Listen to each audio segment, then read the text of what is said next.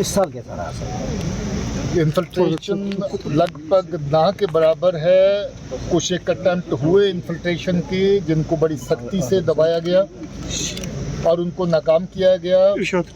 इक्का दुक्का infiltration successful भी हुई, जिसके बारे में रिपोर्ट्स हैं, जिसके बारे में हम लोगों ने चर्चा किया। आज आर्मी के ऑफिसर, बाकी जितने भी CAPF हैं उनके ऑफिसर, पुलिस के सभी ऑफिसर जो इलाका के हैं, उनसे चर्चा हुआ।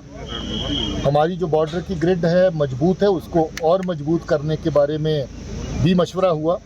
और जहां पर कुपवाड़ा के अवाम को मुबारक है कि आज मिलिटेंसी कुपवाड़ा में 0 है, और मैं चाहता हूं कि इसको 0 लेवल पे ही रखा जाए। जहां के नौजवान को, जहां के यूथ को भी मुबारक है कि वो इसी तरीके से जो अमन के साथ उन्होंने अपना जुड़ाव किया है, अमन के साथ जुड़े हैं, उसको अमन के साथ ही जुड़े रहना है।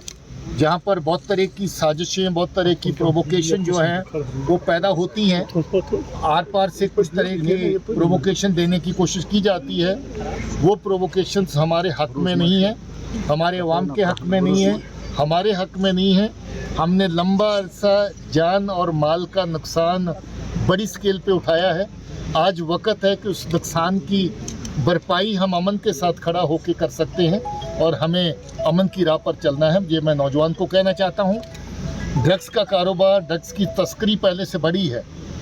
उस तस्करी को पाकिस्तान इस्तेमाल कर रहा है, जहाँ की मिलिटेंसी को फ़रोग़ देने के लिए, उसकी फंडिंग करने के लिए।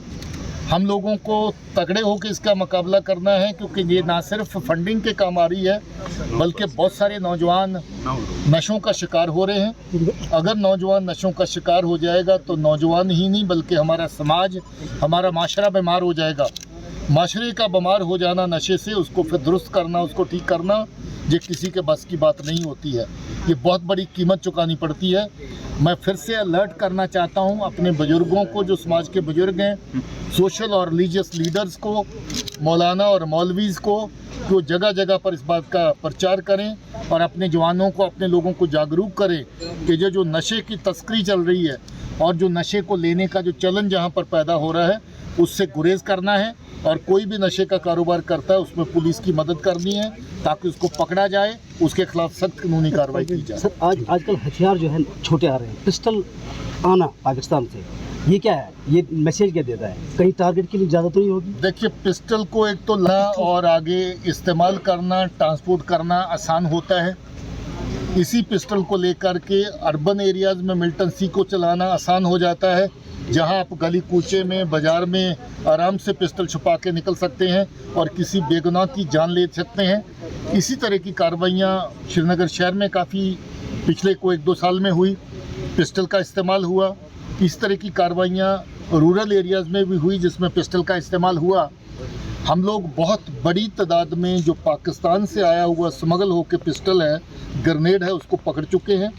इसके साथ साथ AK-47 या बाकी हथियार, असला बारूद जो पार से आया, वो भी बड़ी तादाद में पकड़ा गया है। ये एक टैक्टिकल शिफ्ट है, AK-47 से पिस्टल पर मिलिटेंट को शिफ्ट करना। इसको चलाना आसान है, छुपाना आसान है।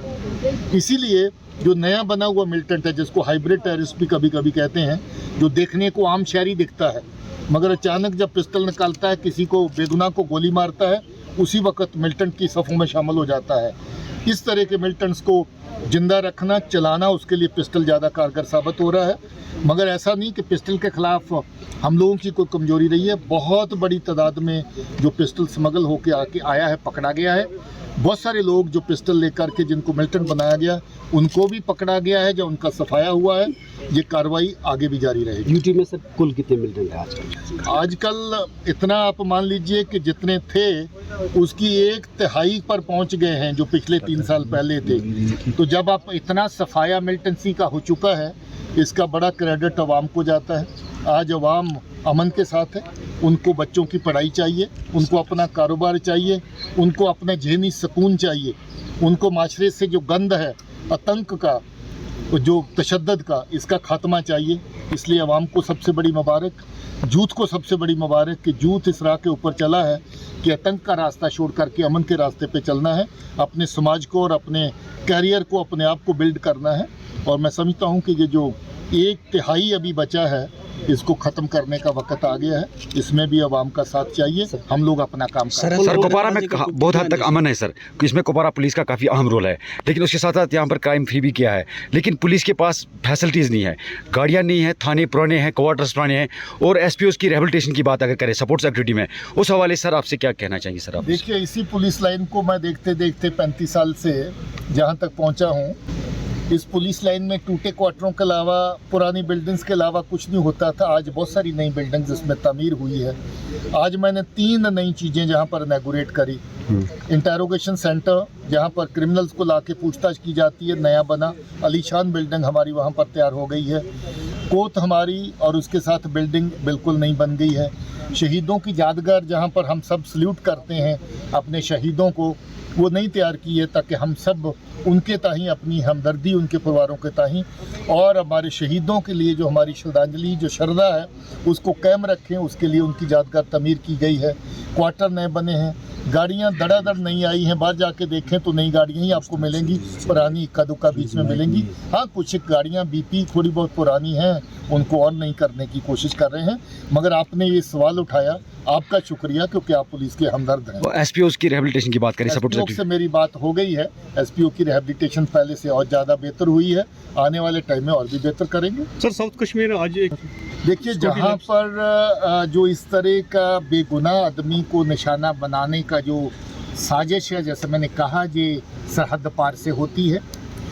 जहाँ का बेहद बेवकूफ़ किस्म का कोई आदमी जिसके हाथ में पिस्टल या ग्रेनेड होता है, वो पाकिस्तान की एजेंसियों के हाथ में खिलौना बन के खेलता है और इस तरह की बेहुदा हरकत करता है। 2-4 दिन के बाद उसकी समाप्ति हो जाती है। वो दूसरे को मारता है, उसके बाद खुद मर जाता है। मुझे लगता है कि ये ज़िंदगी लेने का और ज़िंदगी देने का खेल जो है, ये किसी भी समाज के लिए अच्छा नहीं है। इस केस में भी किसने जो काम किया है उसको पहचान लिया गया है, उसके खिलाफ सख्त कार्रवाई की जाएगी। किसी भी तरह का लिहाज नहीं किया जाएगा। बाहर से आने वाला मजदूर अगर कश्मीर के समाज में अपनी कंट्रीब्यूशन करता है, बाग बगीचे में किसी के साथ काम करता है, अपना पेट पालता है मजदूरी करके, वो कोई गुनाह कर रहा है क्या? इस तरह के इनोसेंट आदमी को टारगेट करना, किस तरह का मजहब, किस तरह की आपकी पॉलिसी के तहत उसको आप जस्टिफाई कर सकते हैं? किसी भी सूरत में नहीं कर सकते। क्या कश्मीर का बच्चा, कश्मीर का आदमी बाहर जाके मजदूरी नहीं करता है, कारोबार नहीं करता है? क्या उनको वापस बुला लेना चाहिए कि उनको बाहर काम करने का हक नहीं है?